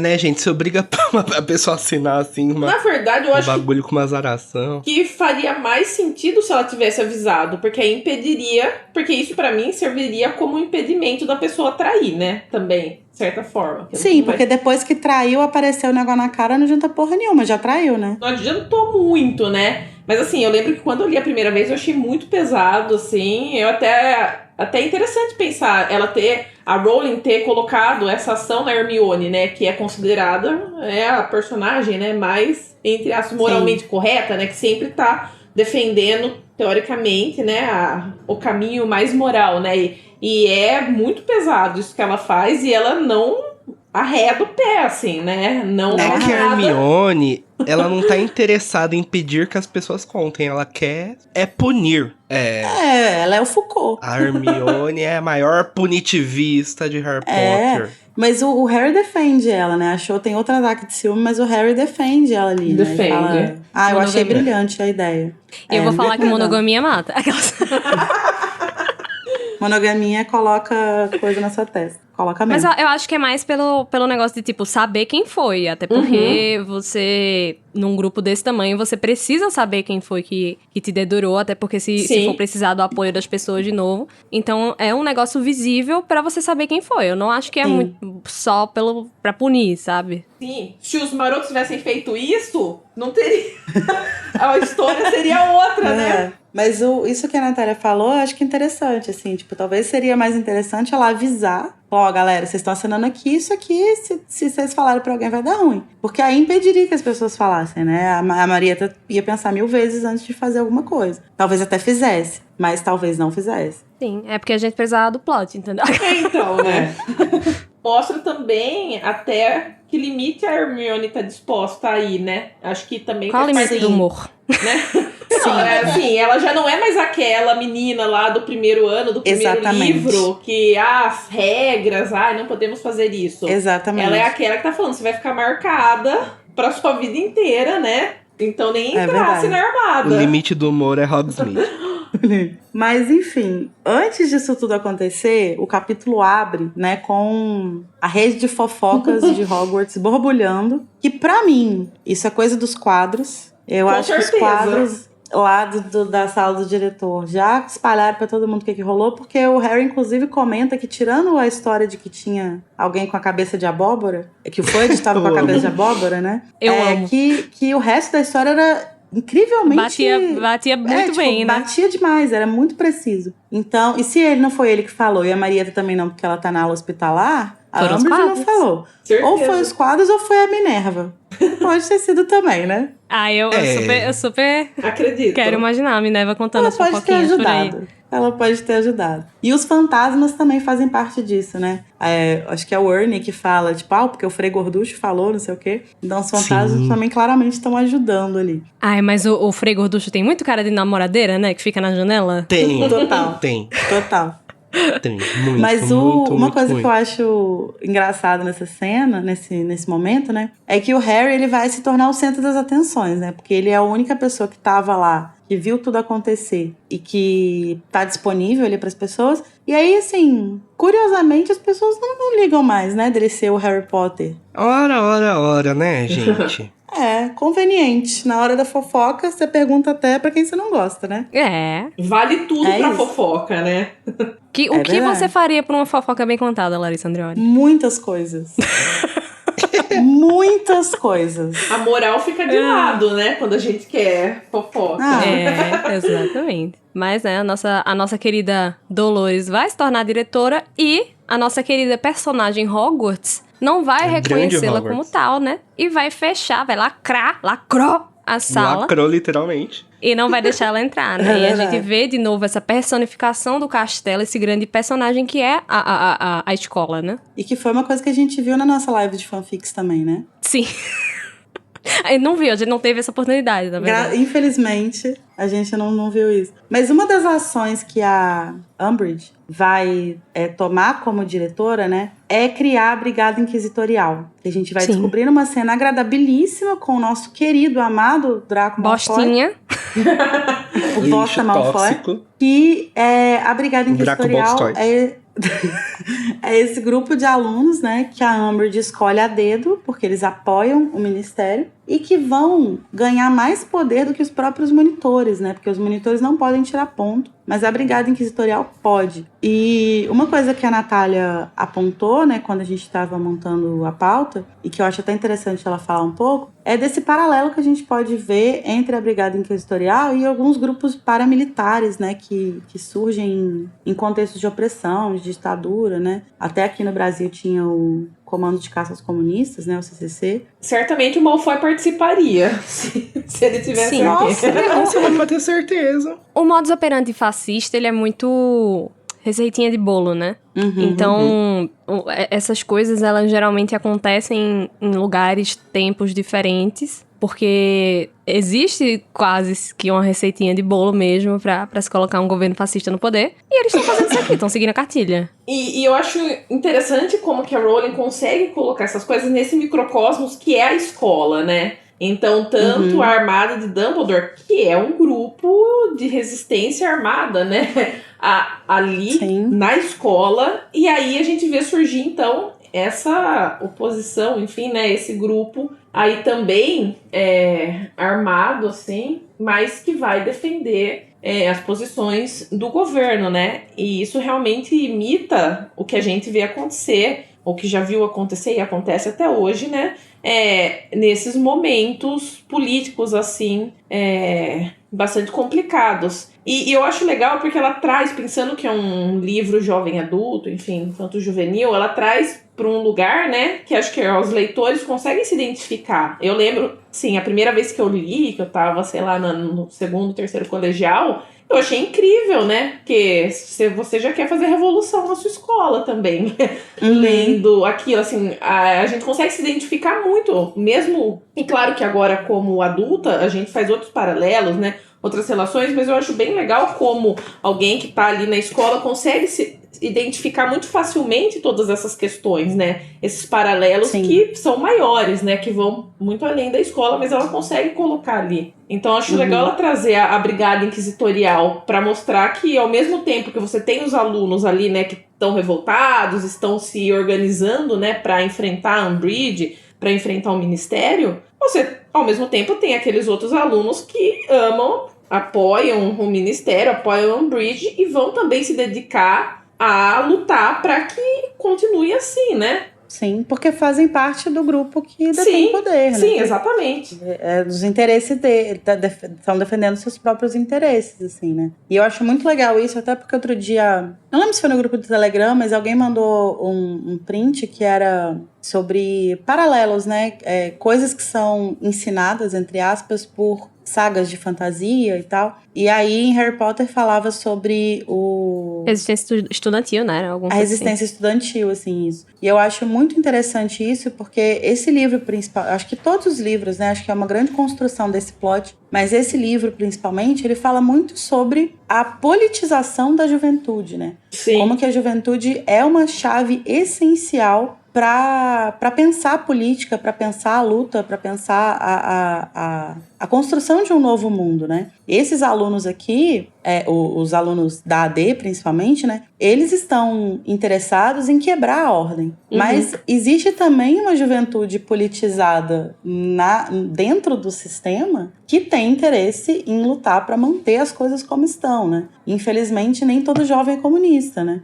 Então, eu acho que isso é muito legal, assim. Isso, para mim, se a gente tiver que simplificar muito o plot de Harry Potter, se tiver que reduzir a uma coisa, eu acho que seria isso, sabe? Tipo, a importância do jovem na construção de uma nova realidade, de um mundo, de uma sociedade diferente. Não, mesmo porque, se a gente for pensar historicamente, a maior parte dessas pessoas que vão participar da resistência, né, elas vêm, né, são esses jovens universitários, secundaristas que participaram não só, né, mas são Sim. jovens mesmo que estavam na escola, né? E a escola, ela Sim. é parte dessa disputa também, que tá a sociedade... A escola tá inserida na sociedade, né? Então essas disputas que ocorrem fora vão ocorrer dentro ali também. Sim, Sim. e eu ouso até falar um pouco sobre... Será que também não é sobre a importância de pegar em armas? Uhum. Isso, na verdade, é o que mais me chocou, até mesmo quando eu era adolescente, de ver isso em Harry Potter, porque não é tão comum que se tenha uma defesa tão aberta assim, né, de se pegar em armas,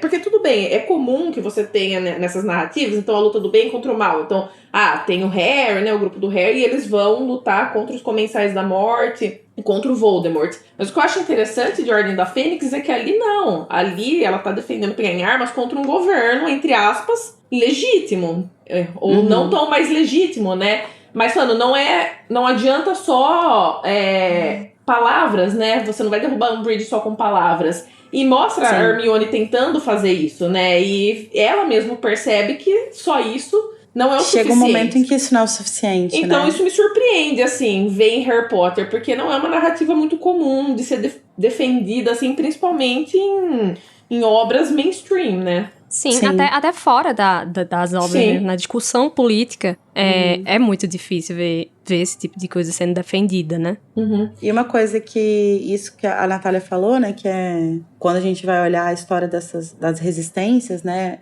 a grande maioria dos movimentos são formados por jovens e tal. E eu pensei imediatamente na Dilma, né, porque a Dilma, eu fui até procurar aqui para dar a informação exata, mas ela iniciou a militância dela numa organização revolucionária marxista quando ela tinha 16 anos, sabe? Então, assim, com 16 anos ela estava assim, com 19 ela já estava na clandestinidade, sabe? Então, e tanto que ela foi presa com, tipo, 22, 21, 22. Então, eu acho que é uma figura que é muito importante a gente resgatar, né? E eu acho que, felizmente, a gente tá num momento agora que se exalta a Dilma o quanto ela deveria ser exaltada. E eu acho que essa é uma parte muito, muito importante da história dela, muito foda da história dela, que eu tenho respeito gigantesco por isso, assim.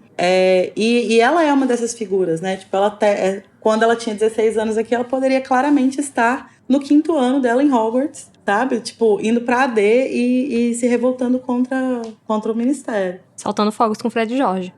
Exatamente. A luta armada nem sempre vem em forma de armas, né? Às vezes é só um fogo de artifício que vai pegar a bunda da Umbridge. Mas enfim, por lá em Umbridge, ela vai tentar interrogar o Harry, né? Ela vai chamar o Harry pro interrogatório ali. E ela vai, muito sutilmente, né? Porque é muito sutil essa pessoa, vai tentar dar pra ele um chá com Meu Deus. com poção, né?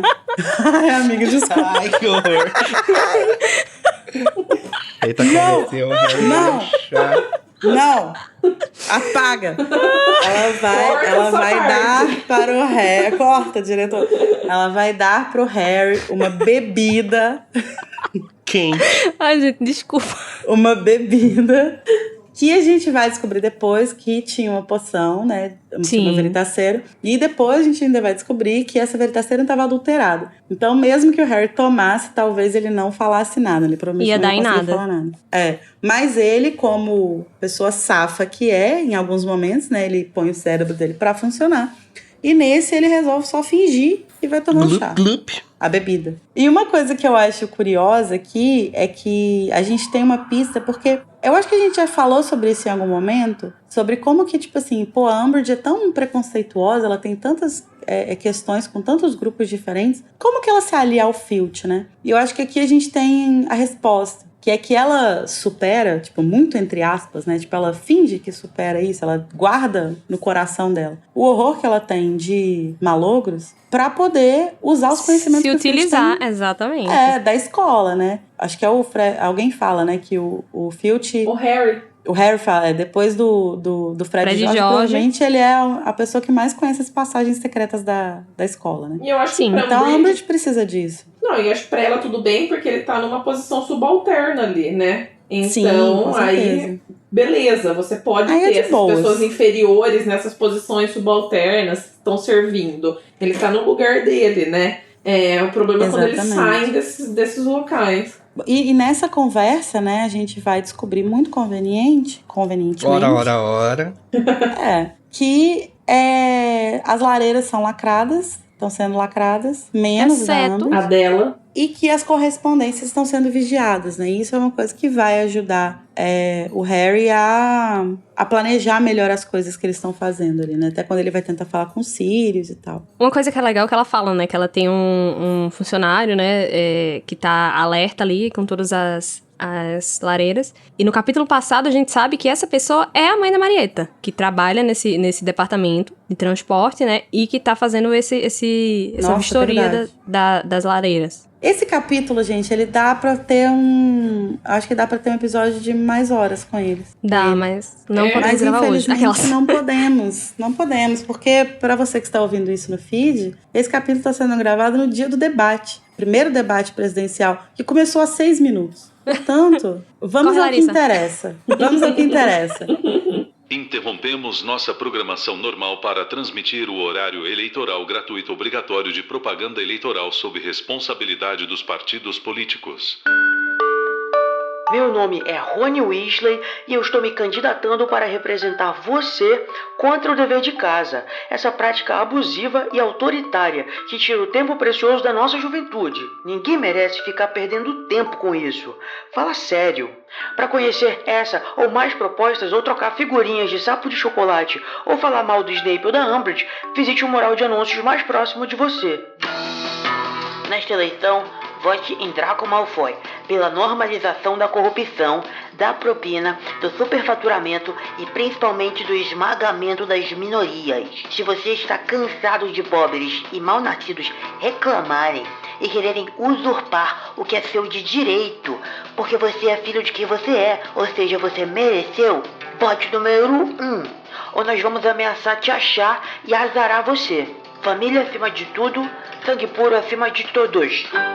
Eu, a candidata Molly Weasley, acredito que toda criança merece uma refeição feita em casa e roupas quentinhas e o abraço de uma família. Eu tenho experiência real com caridade e acolhimento e tenho carreira na educação de muitos filhos. Se eu for eleita, eu vou doar relógios rastreadores para toda dona de casa saber exatamente onde andam seus filhos e o marido. Minha outra proposta é o plano berrador, na qual toda mãe vai ter selos ilimitados para continuar educando seus filhos, mesmo eles estando tão longe na maior parte do ano. Vote no Partido das Mães Guerreiras nessa eleição. Um voto em Hermione Granger é um voto no respeito com os seres mágicos, por elfos livres integrados à sociedade. Já chegou a hora de direitos trabalhistas para os elfos. Quer eles próprios queiram, quer não. Vote 777 e dê um basta nessa exploração. Nesta eleição, vote em Minerva McGonagall. Sou professora de muita experiência, inclusive com idade indefinida, e participei e lutei em muitos momentos históricos. Não tenho medo de fazer o que é certo e garantir a sororidade e a segurança dos meus pupilos. Pela criança eu dou minha vida, graças a Deus! Pela educação rigorosa de alto padrão, vote na Minervão. Vagabunda! Vamos conservar o que existe de mais precioso na sociedade. Dolores Umbridge trabalha duro para passar pano e manter os líderes no poder. Menos doutrinação deles, mais doutrinação nossa. Chega de professores pelados e queimando ervas em sala de aula. Mais punições, mais disciplina. Nesta eleição, vote em Dolores Umbridge e as outras candidatas da coligação DDD, divas defendidas pelo Danilo. Finalizada a discussão, né? Quem quiser mandar feedback, manda pelas redes sociais, Telegram, Discord, e-mail. A gente vai estar esperando os feedbacks de vocês para ler no próximo Metendo a Colher. Mas agora, vamos ao nosso momento de pegar tudo de ruim que esse capítulo te dá e transformar em um poderoso... Desculpa aí, ó. Avada Kedavra.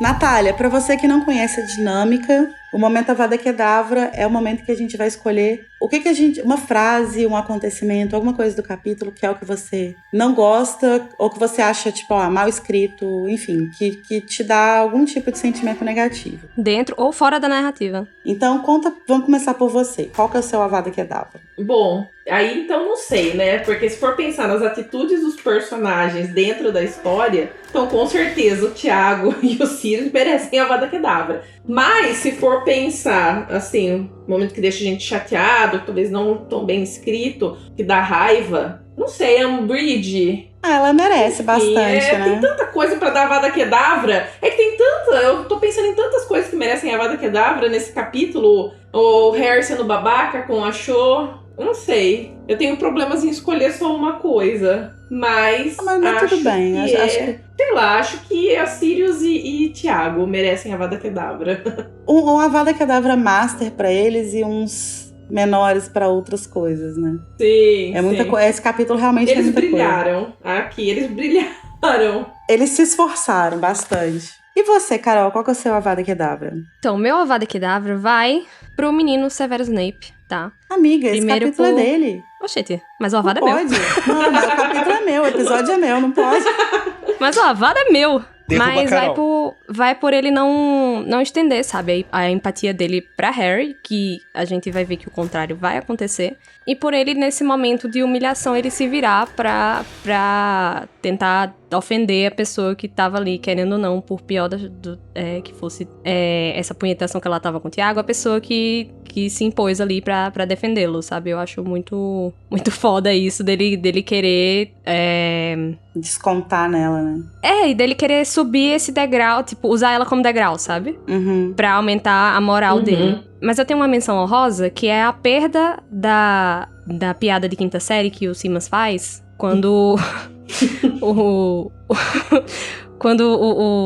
a rosquinha, né, de fogos de artifício se encontra com um foguete e eles mate, né, que é o original, que eles vão, tipo, acasalar, e a Lia traduziu como cruzam e não fica tão claro que foi uma piada quinta série. Então fica aí, um Avada sério e um mais contraído. Tudo bem. Eu vou perdoar o seu Avada sério porque você é muito legal. Obrigada. Mas tudo bem. E você, Danilo, qual o seu Avada? Existe uma lei na Bíblia do danilismo que diz: não darás Avada para o Draco apenas quando Thiago e Sirius estiverem no capítulo. E é Danilo, isso que vai acontecer. Por que você entrou na minha cabeça? Por que você ia falar isso? Exatamente! Conexão. Lari também leu o livro do danilismo. Ela Sim, também eu sou é uma danilista. danilista. Mas é isso, assim como a Lari, eu sempre daria uma Avada para Thiago e Sirius, mesmo que o Draco esteja no capítulo. Então, vai um super Avada pra eles. É isso, eu vou potencializar esse Avada e o Avada paralelo, a intenção de Avada, porque é isso, sempre que o Draco tá no capítulo, meu Avada vai pra ele. Exceto nesse capítulo, que ele, apesar dele estar no auge dele aqui, ele conseguir alguém que é pior que ele. Ele consegue dividir o capítulo com duas pessoas que são piores. Ele tem muito que aprender. Ele tem muito que consegue aprender. muito. Tem muito, comer muita farinha ainda. Então é isso, pra Cherno e Bill. Mas agora a gente vai respirar fundo e pensar numa coisa boa. Vamos pensar numa coisa boa que esse capítulo traz, que é pouca, mas vamos pensar e vamos conjurar um Expecto Patronum.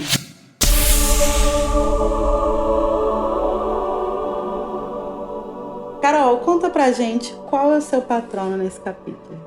Meu patrono vai pra Hermione se sentindo rebelde, que é tudo pra mim. Quando não segue os Incrível. demais. Quando não segue os demais, exatamente. E você, Natália, qual que é o momento que te dá uma sensação gostosa nesse capítulo? Eu acho que nesse capítulo, Fred e Jorge merecem o Expecto Patrono, que eles não mereceram em outros capítulos, aí eles brilharam também.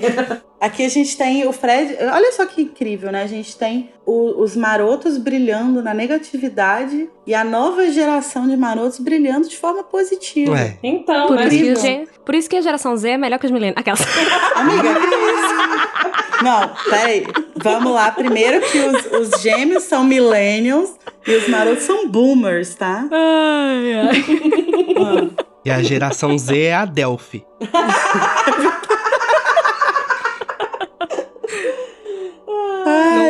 E você, Danilo, depois de oferecer pra gente esse patrono, que foi isso que você acabou de falar, Qual que é o seu patrono?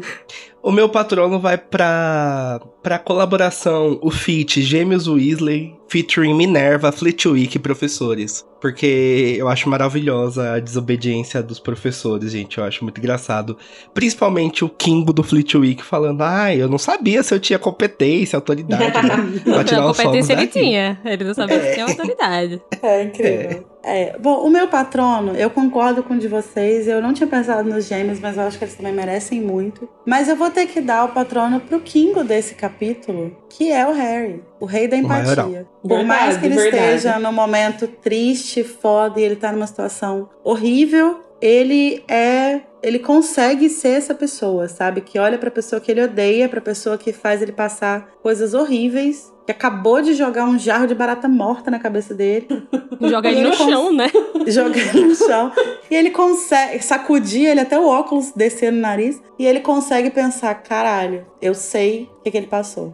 E isso, cara, pra mim, é incrível. Eu só acho engraçado que ele não consegue estender a mesma empatia à menina que ele, Então, em tese, né? gosta. Amigo, o nome disso se chama machismo. É o que eu pensei. Eu só acho engraçado que... É isso. O menino Harry é o quê? É humano, é imperfeito. É uma pessoa tem complexa. defeito. Até nisso É uma ele tá pessoa parecido com o complexa. Snape. Isso! Exatamente. Exatamente. Mas enfim, gente, queria agradecer todo mundo que tá aqui, agradecer a Natália que veio participar, nossa convidada. Muito obrigada pelos comentários. Obrigado, Nath. Obrigada. Você Adorei foi maravilhosa. participar. É sempre bom poder falar de Harry Potter, assim, conversar. Sem ser cancelada. Aquelas... E se um dia você quiser voltar num capítulo que não seja sobre o Snape, pode vir também. Não precisa ficar presa nesse personagem. É, então. Se você quiser participar do grupo, por exemplo. Do grupo. Meu Deus, tu quer o bem dela, Larissa? Agora que a gente já iniciou uma revolução estudantil, a gente já invadiu as memórias das pessoas. E a gente ainda descobriu que de parecido com o pai, o Harry só tem a cara, graças a Deus. Amém. Se livrou dessa. Amém. A gente pode comer um biscoitinho no próximo capítulo. Com a mamacita Minerva. Orientação vocacional. Até lá, gente. Próximo. Tchau.